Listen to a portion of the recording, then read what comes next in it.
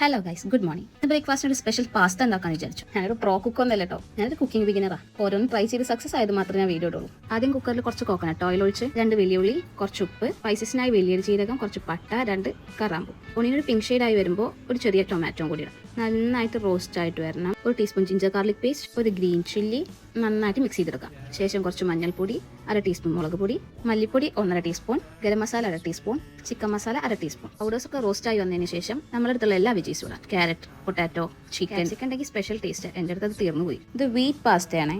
നിങ്ങൾക്ക് ഇഷ്ടമുള്ള pastas use ചെയ്യാം. നന്നായിട്ട് മിക്സ് ചെയ്തതിന് ശേഷം പാസ്ത മുങ്ങിക്കിടക്കുന്ന അത്ര വെള്ളം ഒഴിക്കുക. വെള്ളത്തിൽ ഉപ്പ് നോക്കി കുറച്ചുകൂടി ഉപ്പ് ഇടാം. പിന്നെ കുറച്ച് മസാല കമ്മിയാണ്, ഞാൻ കുറച്ച് ചിക്കൻ മസാല. ശേഷം കുക്കർ ക്ലോസ് ചെയ്ത് സിമ്മിലിടുക. ഒരു വിസിൽ വരുന്നതിന് തൊട്ട് മുൻപായിട്ട് ഓഫ് ചെയ്യും. ഓഫ് ചെയ്ത് ഒരു 9-10 മിനിറ്റ് നമുക്കത് ഓപ്പൺ ചെയ്യാം. അപ്പോൾ നമുക്ക് കുറച്ച് വാട്ടർ ആയിട്ട് ഉണ്ടാവും. അതിലേക്ക് നമുക്കൊരു എഗ്ഗ് പൊടിച്ചു. സോയാ സോസ് ഓപ്ഷനിലാണ്. അപ്പോൾ നമ്മുടെ പാസ്ത റെഡിയായി. സിമ്പിളാണ്, നല്ല ടേസ്റ്റിയാണ്. ട്രൈ ചെയ്ത് ഫീഡ്ബാക്സ് കമന്റ് ചെയ്യണേ. വീഡിയോ ഇഷ്ടപ്പെട്ടെങ്കിൽ ലൈക്കും സബ്സ്ക്രൈബും ചെയ്യണേ. അപ്പോൾ ബൈ.